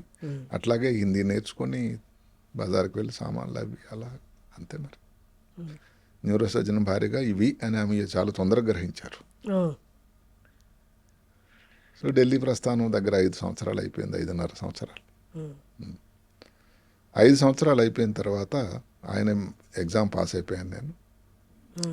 ఆయన పిలిచారు మళ్ళీ, ఎగ్జామ్ పాస్ అయిపోయావు, డిగ్రీ వచ్చేసింది, ఎంసీహెచ్ డిగ్రీ అంటారు ఆ రోజు. మరి ఏం చేస్తున్నావని. సార్ ఇంకేం ఆలోచించట్లేదు అన్న. చాలా కోప్పడ్డాడు. పెళ్ళయింది నీకు, మరి నువ్వు ఏదో ఆలోచించాలా, ఏదో చేయాలిగా అని హైదరాబాద్లో నిజామ్స్ ఇన్స్టిట్యూట్ అని ఒకటి వచ్చింది. అప్పుడే ఉంది నిజామ్స్. అయితే ఎన్టీ రామారావు గారు ముఖ్యమంత్రి అయిన తర్వాత ఆయన పేరుని ప్రస్తుతించక తప్పదు, మహానుభావుడు. దీని తాలూకు రూపురేఖలు మార్చేశాడు నిజామ్స్ది. అంటే ఒక సెంట్రల్ ఇన్స్టిట్యూట్ మాదిరిగా ఒక డీమ్డ్ యూనివర్సిటీగా చేయాలి, అన్ని పరిస్థితులు అన్ని ఫెసిలిటీస్ క్రియేట్ చేసి మన హైదరాబాద్ నగరంలో ఉన్న ఒక గొప్ప పట్టుదలతో ఆయన స్టార్ట్ చేశాడు. అక్కడ జాబు కోసం మా ప్రొఫెసర్ గారు ఢిల్లీ నుంచి నాకు ఇక్కడికి రికమెండేషన్ ఒక లెటర్ రాశారు ఇక్కడ. అట్లా 86 బ్యాక్ టు ఆంధ్ర. 86 ఆఖరి భాగంలో వచ్చి తర్వాత ఇంకొక 6 మాసాలు ఢిల్లీలోనే ఉండి 87 హైదరాబాద్ నగరం జాబ్ కోసం చేరడం కోసం వచ్చాం. సార్ కానీ సర్జన్ అంటే, న్యూరో సర్జన్ అంటే మెయిన్లీ ఎప్పుడు కూల్ మైండెడ్గా ఉండాలి, ఎప్పుడు ఫోకస్డ్గా ఉండాలి. బట్ ఫ్యామిలీ పర్సన్ అయిన తర్వాత ఎంత కాదన్నా ఎక్కడో ఒకటి చిన్న చికాకులు సమస్యలు ఏదో ఎదురవుతూనే ఉంటాయి. ఇవి ఎలా బ్యాలెన్స్ చేశారు సార్? వన్స్ ఆపరేషన్ థియేటర్లోకి ఎంటర్ అవుతున్నారంటేనే మీరు కాదు, మీరు ఒక సర్జనే అని గుర్తుపెట్టుకోవాలి. ఇది ఎలా బ్యాలెన్స్ చేశారు సార్ బోత్? అంటే మరి ఇప్పుడు కూడా అదే పద్ధతి. ఆపరేషన్ సమయంలో అయితే తదేక జ్ఞానం. ఇప్పుడు మొబైల్ ఫోన్ వచ్చినా నేను ఏదో ఆన్సర్ చేయను, అసలు సైలెంట్లో ఉంటుంది ఆపరేషన్ అయినంత సమయం. ఇప్పుడు కూడా సో వారికి తెలుసు, ఈయన ఫోన్ చేసినా ఎత్తారు. ఇది నేను ఇంతకు ముందు చెప్తాను ఈరోజు ఆపరేషన్ ఉందని. ఇలా టైంలో ఆయనకు ఫోన్ చేసినా వద్దు, వేస్ట్, ఆయన ఎత్తాడు. కొన్ని ఎమర్జెన్సీ అటెండ్ అవ్వాల్సినవి ఉంటాయి ఫ్యామిలీలో, వాటన్నప్పుడు అంటే అవన్నీ కూడా అడ్జస్ట్మెంట్స్ ఏనమ్మా. మిస్ అయినవి ఏమైనా ఉన్నాయా సార్ మిస్ అయ్యాను పర్సనల్ లైఫ్?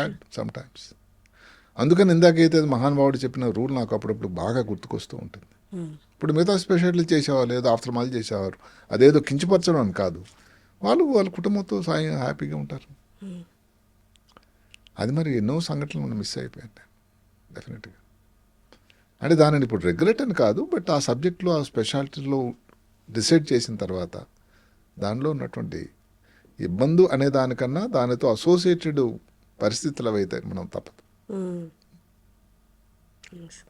సార్ కొన్ని క్రిటికల్ అండ్ డెలికేట్ కేసెస్ వస్తాయి. అంటే చిన్నపిల్లలు ఏదైనా పడి వాళ్ళకి బ్రెయిన్కి తలకి దెబ్బ తగలడం, అలాంటి క్రిటికల్ కేసెస్లో చిన్నపిల్లాడే అన్న ఇమోషన్ స్టార్ట్ అవుతుంది. అట్ ద సేమ్ టైం ఎట్లయినా కాపాడాలన్న ప్రెషర్ కూడా ఉంటుంది. అలాంటి కేసెస్ ఎలా డీల్ చేస్తారు సార్? ఇదంతా ఒక సిస్టమ్. అది ఇప్పుడు మేము ఒక చిన్న ఈ మధ్య కాలంలో 1.5 సంవత్సరం క్రితం ఒక చిన్న 6 సంవత్సరాల బాలుడికి ఆపరేషన్ చేశాం. 6 అంతస్తు నుంచి పడిపోయాడు. అబ్బా. వచ్చినప్పుడు బీపీ రికార్డింగ్ లేదు. 6-9 సంవత్సరాలు బీపీ లేదు, హిమోగ్లోబిన్ అనేది 6 గ్రాములు, సరిగ్గా శ్వాస తీసుకోవట్లేదు, వెంటిలేటర్ మీద ఉన్నాడు, బ్రెయిన్లో క్లాట్ ఉంది.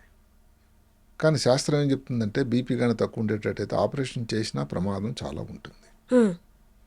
అట్లా 3 రోజులు 4 రోజులు ఆపరేషన్ చేయలేదు. ఆ బీపీ నార్మల్ అయినంత వరకు. రక్తం తక్కువ ఉంది, దాని రక్తం ఎక్కించాలి. ఒక 3 బాటిల్ రక్తం ఎక్కించిన తర్వాత ఆపరేషన్ కోసం రెడీ అవుతాడని. అంటే తలకి దెబ్బ తగిలి ఓపెన్ అయిందా సార్, లేకపోతే లోపలికి బోన్స్ విరిగిపోయినాయి. అమ్మో. డిప్రెసర్ ఫ్రాక్చర్ అంటారు. బోన్స్ విరిగిపోయి లోపలికి వెళ్ళి బ్రెయిన్ డ్యామేజ్ చేశాయి. అందువల్ల స్పృహ కోల్పోయాడు. చేతులు కూడా ఫ్రాక్చర్ అయింది, కాళ్ళకు కూడా ఫ్రాక్చర్ అయింది. ఇవన్నిటి కారణం. 4 రోజులు అయిన తర్వాత నేను రోజు చెప్తా ఉన్నాను, ఇంకా అబ్బాయి ఫిట్ కాలేదు, చూద్దాం, ఆపరేషన్ అంటే చేసినా ఏదో కూరగాయల్లా కాదు, ఆపరేషన్ తర్వాత బాగా అవ్వాలి కదా అని రోజు తల్లిదండ్రులకు బాధ అయ్యేది, భయమే, ఏమవుతుందో. ఎవరో సాయంకాలం అన్నాను నేను, రేపు వచ్చే ముందు జనరల్గా సీరియస్ పేషెంట్ ఉంటే రోజుకు 2 సార్లు చూస్తాను నేను, 2 సార్లు కూడా చుట్టాలతో మాట్లాడటం. అదొక క్రమం. 4:30కి ఇంటికి వెళ్ళిపోయే ముందు చెప్పాను నేను సాయంకాలం ఇంకా అలాగే ఉన్నాడు, రేపటికల్లా మరి అంత బాగుంటే 6 రోజులు అయిపోతుంది, కొంచెం హిమోగ్లోబిన్ పికప్ అయింది, బెటర్ ఉంది కాబట్టి ఆపరేషన్ చేద్దామని ఇంటికి బయలుదేరుతా ఉన్నాను. నాకు ఎనస్థీషియా నుంచి ఫోన్ వచ్చింది, సార్ హార్ట్ రేటింగ్ కదా డౌన్ అయిపోతుంది, పేషెంట్ ఇంకా సిక్ అవుతున్నాడు. బ్రెయిన్లో హార్ట్ రేటు బ్రాడికార్డి అంటాం, అంటే గుండె కొట్టుకోవడం పల్స్ రేట్ ఏదైతే ఉంటుందో అది కానీ తక్కువ అయిపోయినట్టయితే అది ప్రమాద సూచిక. అప్పుడు ఇంకా ఆపరేషన్ తప్ప ఇంకా అన్యదా శరణం నాస్తి. అప్పుడు ఆపరేషన్ కోసం చెప్పడం, వాళ్ళైతే ఎప్పుడన్నా రెడీగా ఉన్నారు, చేయడం జరిగింది. అంటే రాత్రి 9-9:30 వరకు జరిగింది ఆపరేషన్. ఎన్ని గంటలకి స్టార్ట్ అయింది సార్? సాయంకాలం 6కి. మరి అలాంటి సమయాల్లో ఇంటికి వెళ్ళాలని ధ్యాస ఎలా ఉంటుంది? సేమ్ మొబైల్ ఫోన్ ఆఫ్ ఉంది. ఇది 1 సంవత్సరాల క్రితం కాబట్టి మొబైల్లో బ్రహ్మాండంగా రంగప్రవేశం చేశాయి, కానీ వాడకానికి ఆస్కారమే లేదు, సమస్య లేదు. ఆ తర్వాత కొన్నాళ్ళు అయిన తర్వాత చాలా బాగా అయ్యాడు. ఈరోజు అబ్బాయి స్కూల్కి వెళ్తున్నాడు. ఇప్పుడు దానికంటే సంతోషం ఏం కావాలి? మొత్తం నార్మల్కి వచ్చేసాడా సార్? ఆ బ్రెయిన్కి బోన్స్ గుచ్చుకొని డ్యామేజ్ అవన్నీ కూడా దాన్ని తీసేసి బోన్ పీసులన్నీ సెపరేట్గా తీసేసిన తర్వాత అక్కడ ఒక ఖాళీ చోటు ఉంటుంది. బాగా అయిన తర్వాత దానికి మళ్ళీ ఇంకా వేరే ఆపరేషన్, 2 ఆపరేషన్ చేశాం. ఆ ప్రొటెక్షన్ కోసం అక్కడ బోన్ ప్లేస్లో పురి భాగం ఏదైతే లేదో దాని మీద ఇంకొక బోన్, ఒక ఇంప్లాంట్ అని ఉంటుంది, ఓకే, అది అమర్చాం. దాంట్లో కూడా కొత్తగా ఒక పద్ధతి వచ్చింది, పీక్ అని. ఎక్కడో జర్మనీ నుంచి ఒక మెటీరియల్ వస్తుంది, కొంచెం కాస్ట్లీ. దాన్ని ఆ మెదడు పైన ఉండేటువంటి ఈ ఆచ్ఛాదన బోన్ ఏదైతే లేదో దాని షేప్లో చక్కగా ల్యాబ్లో తయారు చేసి, అంటే దాని ముందు స్కాన్లు చేసి అంత పెర్ఫెక్ట్ ఫిట్టింగ్ అనమాట. ఈరోజు ఆపరేషన్ అది పెట్టామని తెలియడానికి కూడా లేదు, చక్కగా ఉన్నాడు. పరిస్థితులు చాలా మారాయి. అవును సార్. సార్ ఒక సినిమాలో, జీన్స్ సినిమాలో మనం కాన్సెప్ట్ ఒకటి చూస్తాం, లెఫ్ట్కి చేయాల్సిన సర్జరీ రైట్కి చేసేసారు. అది రియాలిటీలో అలాంటి మిస్టేక్లు జరిగాయి సార్? అలా జరిగే ఆస్కారం ఉందా అసలు? జరుగు. మనిషి ఎక్కడైనా కానీ, ఇప్పుడు అమెరికాలో కానీ, హైదరాబాద్లో కానీ, ఢిల్లీలో కానీ చేస్తున్న సర్జన్ మనిషే కదండి. అవే జాగ్రత్తగా తీసుకోకపోతే ఇబ్బంది అవుతుంది. అందుకని ఆపరేషన్ థియేటర్లో ఒక రూల్ ఉంటుంది, అక్కడ బోర్డు ఉంటుంది, పేషెంట్ పేరు, ఆపరేషన్, సర్జన్ చేయబోయే సర్జన్ పేరు, ఎటువైపు చేయాలి అని దాని మీద బోల్డ్ లెటర్స్లో రాసి పెట్టాలి. లేకపోతే ఆ సర్జన్ ఆపరేషన్ చేయడానికి అసలు అతనికి అర్హత లేదు.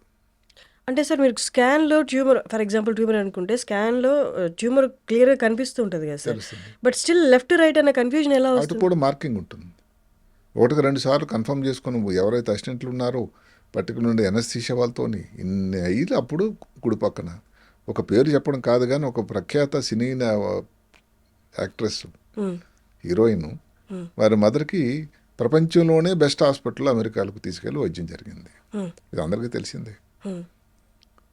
జరగాల్సిన సైడ్ కంటే తప్పు సైట్లో జరిగింది ఆపరేషన్. అమెరికాలో ఉన్న కూడా మానవులు మనుషులే కదా. అంటే మనుషుల నుంచి ఏదైతే ఒక సర్టన్ పర్సంటేజ్ మిస్టేక్ అన్నది సహజం ఎక్కడైనా. ఇది అందరికి తెలిసిన హీరోయిన్ శ్రీదేవి గారు పేపర్లో అన్నింటిలో వచ్చింది కదా సార్. సరే, అక్కడ out of the court settlement ఏదో అయింది, అవన్నీ మనం కాదు. నేను చెప్పడం ఏంటంటే అంత గొప్ప హాస్పిటల్ అది అమెరికాలో, ప్రపంచంలోనే గొప్ప హాస్పిటల్. అందుకని దానికి ఈ అవకాశాలు ఉన్నాయి కాబట్టి 1-2 సార్లు 3 సార్లు ఆపరేషన్ ముందు మననం చేసుకోవాలి, రైట్ సైడ్ ఉంది, రైట్ సైడ్ ఉంది, రైట్ సైడ్ ఉందని బోర్డు మీద రాయాలి, చుట్టుపక్కల వాళ్ళతో ఒకసారి కన్ఫర్మ్ చేయాలి, రిపోర్ట్ను ఒకసారి కన్ఫర్మ్ చేయాలి, అప్పుడు ఆపరేషన్ అటు పక్కన మొదలు పెట్టాలి. లేకపోతే తప్పులు జరగడానికి అవకాశం తప్పకుండా ఉంది. ఇక్కడ సీనియారిటీ జూనియారిటీ కాదు, అప్రమత్తం. ఏదన్నా కానీ ఈజీగా తీసుకుంటే మాత్రం ప్రమాదం. ఇప్పుడు పొట్ట అనేది ఒకటే ఉంటుందండి, కట్ చేసి సరిపోతుంది, ఛాతీ ఒకటే ఉంది. ఇప్పుడు ఎవరైతే 2 అవయవాలు ఉన్నాయో అక్కడే వస్తుంది ఇబ్బంది, 2 భాగాలు ఉన్నాయో అక్కడే వస్తుంది ఇబ్బంది. మరి కంటి మీద పొరపాటు, తప్పు కంటి మీద ఆపరేషన్ చేసినవి చాలా రోజుల క్రితం పెద్ద ఇష్యూ అయింది హైదరాబాద్ భాగ్యనగరంలోనే. ఎక్కడైనా తప్పులు జరుగుతాయండి, ఎవరు చేశారని మనం పక్కన పెడదాం. తప్పులు జరిగేదానికి ఆస్కారం ఉంది కాబట్టి దానికి అప్రమత్తత, ఒక పద్ధతి, ఒక డిసిప్లిన్ చాలా ముఖ్యం. జీవితాలతో ఆడుకునే ముందు ఇవన్నీ ముఖ్యం కదా సార్. డాక్టర్స్కి కూడా ప్రెషర్ ఉంటుంది నార్మల్ లైఫ్లో, అండ్ ఇప్పుడు వస్తున్న లైఫ్ స్టైల్ వల్ల మతిమరుపు కూడా స్టార్ట్ అవుతుంటుంది. అంటే ఆఫ్టర్ ఆల్ డాక్టర్ కూడా నార్మల్ హ్యూమన్ బీయింగ్ కదా సార్. ఇలా ఇవేమీ బయటికి కొట్టొచ్చినట్టు కనిపించే కాదు. వారికి లోపల ప్రెషర్ ఉందా, లేకపోతే వారికి కొంచెం మతిమరుపు ఏమన్నా స్టార్ట్ అవుతుందని. బట్ స్టిల్ వాళ్ళు సర్జన్గా ఉన్నప్పుడు లోపలికి వెళ్తున్నప్పుడు వాళ్ళు లోపలికి వెళ్ళాలా లేదా అన్నది ఎలా డిసైడ్ చేస్తాం సార్? అంటే ఏమైనా స్టాండర్డ్స్ ఉంటాయా? అంటే ఇప్పుడు ఆపరేషన్ చేయాలి, చుట్టాలను ఫస్ట్ దానికి ఒక పెద్ద ప్రక్రియ ఉంటుంది. ఫస్ట్ కన్సెంట్ అని ఉంటుంది. అంటే చుట్టాలతో ఆపరేషన్ ముందు ప్రతి వివరం డీటెయిల్డ్గా చెప్పాల్సినటువంటి ఇన్ఫార్మ్డ్ కన్సెంట్ అని ఉంటుంది. తెలుగు వాళ్ళైతే తెలుగులో, ఇంగ్లీష్లో అయితే ఇంగ్లీష్, వాళ్ళని ఏ భాష అయితే ఆ భాషలో వాళ్ళు అడిగిన ప్రతి ప్రశ్నకి ఓపికగా సమాధానం చెప్పి వాళ్ళ తాలూకు సిగ్నేచర్ తీసుకుని, అంటే వాళ్ళ అనుమతి తీసుకున్న తర్వాతే పేషెంట్ను ముట్టుకునే హక్కు డాక్టర్గా ఉంది. సో ఇక్కడ తెలిసిపోతుంది doctor is in good condition అనేది, అప్రమత్తంగా ఉన్నారనేది. వాళ్ళన్నీ రెడీగా ఉన్నట్టయితేనే మనం ఆపరేషన్ చేయగలం. వాళ్ళు చాలా క్వశ్చన్లు అడుగుతారు. అంటే సహజంగానే ఎప్పుడు ఇది క్యాన్సరా, క్యాన్సర్ కాదా, ఎడం పక్కన ఆపరేట్ చేస్తే మాటలో తేడా రావచ్చు అని చెప్తాం. మరి ఎన్నాళ్ళలో మాట్లాడతాడు, కాలు చేయి పడిపోతే మరి ఎప్పుడు బాగవుతాడు, ఇంకెన్నో ప్రశ్నలు. 4 కుట్లు తీస్తారు, బ్రెయిన్ అంతా పురుభాగం అంతా ఓపెన్ చేస్తారు. అలాంటి సిల్లీ ప్రశ్నల నుంచి ముఖ్యమైన ప్రశ్నలు, అవసరమైన ప్రశ్నలు కూడా చాలా ఉంటాయి. కనీసం 4 నుంచి 5 యావరేజ్ అటుంటారు అటెండెన్స్. ముఖ్యంగా ముందు గవర్నమెంట్లో కానీ ఎక్కడ కూడా కార్పొరేట్ రంగంలో ఇది మరీ ఎక్కువ అయిపోయింది. గత 32 సంవత్సరాల నుంచి కార్పొరేట్ రంగంలో ఏదైతే ఇప్పుడు నేను వైద్యం చేస్తున్నానో అక్కడ ఇంకా స్ట్రెస్తో కూడుకున్నది. ఆపరేషన్ చేసే టైంలో కూడా ఇందాక చెప్పాను ఒకటి, హైపో టెన్షన్ అంటే బీపీ చాలా తక్కువ చేసి ఆపరేషన్ చేయాల్సి ఉంటుంది. బ్రెయిన్లో ఎన్యూరిజమ్స్ అని ఉంటాయి, అంటే చిన్న బొబ్బిల్లాగా వస్తాయి రక్తనాళాల్లో. చాలా ప్రమాదమైన ఆపరేషన్, ప్రమాదమైన కష్టం. మరి అలాంటి ఆపరేషన్ చేసినప్పుడు ఎనస్థీషియా వాళ్ళకి చెప్తూ ఉంటాం, కొంచెం బీపీ తగ్గించండి, ప్రమాదం ఉంది అని. ఆయన తగ్గిస్తాడు. అదే చాలామందికి జోకులు వేస్తూ ఉంటాను. పేషెంట్కి బీపీ రికార్డింగ్ కోసం అక్కడ సాధనాలు ఉన్నాయి, బీపీ ఆపరేటర్స్ ఉంది, ఆర్టీలు లేనని వేస్తారు. మరి చేస్తున్న సర్జన్ తాలూకు పరిస్థితి ఏమిటో. బీపీ వాళ్ళు ఎన్ని లోటుపాట్లకి హెచ్చు తక్కువ అవుతుంది, అంత పల్స్ రేట్ కొట్టుకుంటుంది. అలాగ ప్రతి అలాంటి కాంప్లికేషన్ ఆపరేషన్ అప్పుడు కూడా చేస్తున్న సర్జన్కు ఇంత లోటుపాట్లకి ఎదురవుతాడు ఆయన, ఆటో పోట్లకి. అంటే మరి హెల్త్ మీద కూడా దాని తాలూకా ప్రభావం కొంత గొప్ప ఉంటుంది కదా. అయితే ఇవన్నీ లెక్కలేసి క్యాలిక్యులేషన్ చేసి 1+2 3 అని చేసేదానికి ఆస్కారం లేదు. ఒక సర్జరీ ఇవన్నీ చేయడానికి డిసైడ్ చేసినప్పుడు దానిలో ఇది కానీ గుండె ఆపరేషన్లు, కాంప్లికేటెడ్ ఆపరేషన్లు ఏవైనా కూడా ఎన్నోసార్లు మనం అనుకున్నట్టు జరగవు. ఒక ప్లాన్ మీద వెళ్తాం, 2 బాటిల్ రక్తం సరిపోతుంది అనుకుంటాం, 5 బాటిల్ అవసరం పడితే అక్కడ బ్లీడింగ్ అవుతా ఉందని ఒక అంచనా ఉంటుంది. ఇన్ని పరీక్షలు వచ్చినా కూడా, ఎంఆర్ఐ, సిటీ స్కాన్ అన్నీ వచ్చినా కూడా మేము ముందుగానే అనుకుంటాం ట్యూమర్ చాలా రక్తం ఉంటుంది, బ్లీడింగ్ అవుతుంది, వాస్తవమే. కానీ ఎంత బ్లీడింగ్ అవుతుందని అనుకోమే. మరి అప్పుడు ఎంత స్ట్రెస్, ఎంత భయం, ఎంత గాబరా. అప్పుడు తదేక జ్ఞానం ఒకటే ఏమిటంటే ఎలాగైనా రక్తం ఆపాలి, పేషెంట్ని మళ్ళీ వెనక్కి తీసుకెళ్ళిపోయి వాళ్ళ అటెండెన్స్ చూపించాల్సినటువంటి బాధ్యత. సరే మనం 10% రిస్క్ అన్నాం, 20% రిస్క్ అన్నాం, పేషెంట్ సైన్ చేసేసారు చుట్టాలు, అయిపోదు కాదు కదా. బయట రెప్యుటేషన్కి ఏంటి, ఆ డాక్టర్ దగ్గరికి వెళ్తే ఇంకా పేషెంట్ సంగతి ఇంతే అని అంటే ఇంకా మనం చేయగలం ఇంకొక ఆపరేషన్. అంటే ఎంత బాధ్యత. అదే కాకుండా ఆపరేషన్ చేసే ముందు రోజు నిజం చెప్తున్నాను, ఇది అందరికీ వాస్తవం, అంత సింపుల్గా నిద్ర పట్టదు నాకు. ఆ ప్లానింగు, ఎడపక్క ఆపరేషన్ చేయాలి, మాట పడిపోవచ్చు, కుడికాలు కుడి చేయాలి, young person, young wife, recently married, no children, cancer ఏమో. అంటే ఏమిటండి, దేనికి ప్రశ్నలకి సమాధానాలు ఎక్కడ? ఇది 100% నిజమేది. ఇది ఎవరికో షేర్ చేసుకోవాలి. అంటే ఎవరైనా సింపుల్గా అనుకోవచ్చు, అలాగైతే ఎందుకు న్యూరో సర్జరీ చేశారు. వాస్తవమే, న్యూరో సర్జరీ అన్న స్పెషాలిటీని ఎన్నుకున్న తర్వాత దానిలో ఉన్న సాధక బాధకాలు, ఇబ్బందికి రెడీ అయ్యి ఆపరేషన్ చేయడానికి మనం రెడీ అయ్యామని లెక్క. ఇప్పుడు నేను ముందే చెప్పాను కాబట్టి ఆపరేషన్ ముందు మాట పడిపోతుంది, అవకాశం 30% ఉందని. సరే, అది పడిపోయిన తర్వాత సర్జన్గా నాకే నచ్చదు అది. అయ్యో వీడు మాట్లాడడం ఎంత ప్రయత్నం చేసినా కానీ మాట పడిపోయింది, ఎన్నాళ్ళకు మాట్లాడతాడు, కాలు చేయి పడిపోయింది, యంగ్ ఫెలో, ఎంత బాధ. డాక్టర్గా ఎన్నాళ్ళ నుంచి తేరుకుంటాం. మళ్ళీ కాలు చేయ బాగయి మాట్లాడు తన్నంత వరకు కూడా వాళ్ళకి చుట్టాలకు ఈరోజు మాట్లాడాడు మీ చుట్టం అని చెప్పినంత వరకు ఊహించండి సార్, డాక్టర్గా ఎంత బాధ. అక్కడ ఎంత ఫీజు వస్తుంది, లభ్యమవుతుంది, కార్పొరేట్లోనే కాదు, ప్రజల్లో కొంతవరకు అవగాహన ఏంటంటే డాక్టర్లు వైట్ కాలర్ జాబ్ అని. తర్వాత డాక్టర్లకు ఊరికే వస్తాయి పైసలన్నీ. అది అంత సబైన ఆలోచన కాదేమో నా అభిప్రాయం.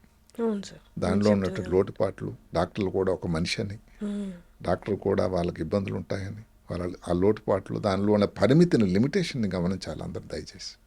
ఇన్ని వేల సక్సెస్ఫుల్ సర్జరీలు చేసినా ఒక్క చిన్న సర్జరీ అటు ఇటు అయినా కానీ ఒక కైండ్ ఆఫ్ నిరాశ, లేకపోతే అంతా మన చేతిలో ఉందా అనుకుంటా ఇంత సక్సెస్ చూసినా కానీ ఏది మన చేతిలో ఉండదు, అంత దైవ నిర్ణయం, లేకపోతే మన ప్రయత్నం మనం పెట్టాము తర్వాత రిజల్ట్ అవును, వదిలేయాలి అన్న సందర్భాలు వచ్చాయి సార్? దేవుడి మీద వదిలిపెట్టకుండా అది కొన్ని రోజులు నాకు అది సంతోషకరంగా ఉండదు. మ్మ్. మా శ్రీమతి గ్రహిస్తారు, ఏమైంది సర్జరీ, ఎలా అయింది జరిగిందని. బాగాలేడు పేషెంట్. సో రాత్రి మళ్ళీ ఫోన్లో పేషెంట్ బాగాలేడు సార్, మళ్ళీ రాత్రి మీద వెళ్ళి చూడటం. మ్మ్. ఇక్కడ చుట్టాలకు మనం చెప్పేసాము రిస్క్ పర్వాలేదని కాదు. అక్కడ పేషెంట్ ప్రతి పేషెంటు 100% ఆ కుటుంబానికి 100%. మ్మ్. ఇక్కడ 10% చెప్పాము కాబట్టి పర్వాలేదని కాదు కదా. ఆ కుటుంబం 1% రిస్క్ చెప్పినా కూడా ఆ కుటుంబానికి అది 100%. నా లెక్క అది. అంతే. మ్మ్. ఆయన ఆ కుటుంబానికి సంపాదనకారు, కుటుంబం అంతా ఆయన మీద ఆధారపడి ఉంది. ఏదైనా ఇబ్బంది వచ్చి ఆయన ఉద్యోగానికి వెళ్ళలేని పరిస్థితి వస్తే మ్మ్. ఎంత బాధాకరం. అందువల్ల అందులో పార్ట్ ఆఫ్ ఇది షేర్ చేసుకోక తప్పదు. ఓకే. అటెండెన్స్ రోజు దీనిలో తీసుకోవాలి, కాన్ఫిడెన్స్లోకి. నా ప్రయత్నం నేను చేశాను, ఇంకా చూద్దాం, ప్రయత్నం అవకాశం ఉంది, చిన్నపిల్లాడు అవకాశం ఉంది. క్యాన్సర్ అన్న ఈ రోజుల్లో ఎన్నో సాధనాలు వచ్చాయి, మంచి రేడియేషన్ వచ్చింది, ఇంకేదో కీమోథెరపీ వచ్చింది. ఏదో దగ్గరలో ఉద్యోగానికి వెళ్తాడేమో, మీ కుటుంబానికి కూడా ఉపయోగంగా ఉంటాడు. ఇలాంటి ప్రతిరోజు అందుకనే చాలా చాలా చాలా మంది పేషెంట్, నా చుట్టాలు పేషెంట్లు ఏంటంటే దే ఆర్ బికమ్ మోర్ ఒక రిలేషన్ లాగా అయిపోతుంది నాకు వాళ్ళు. అదే సార్, ఈ మొత్తం జర్నీలో మర్చిపోలేని ఆనందకరమైన సంఘటనలు. 52 సంవత్సరాల ప్రస్థానం. మ్మ్. మా ఊరికి 70లో వదిలిపెట్టిన తర్వాత మొట్టమొదటిది విజయవాడ లైలా కాలేజ్. ఆ లైలా కాలేజీ మర్చిపోలేంది. ఎంబీబీఎస్ సీట్ వచ్చినప్పుడు మా చుట్టుపక్కల విలేజ్ వాళ్ళందరూ కూడా ఈ అబ్బాయికి విలేజ్ ఎంబీబీఎస్ సీట్ వచ్చిందని మ్మ్.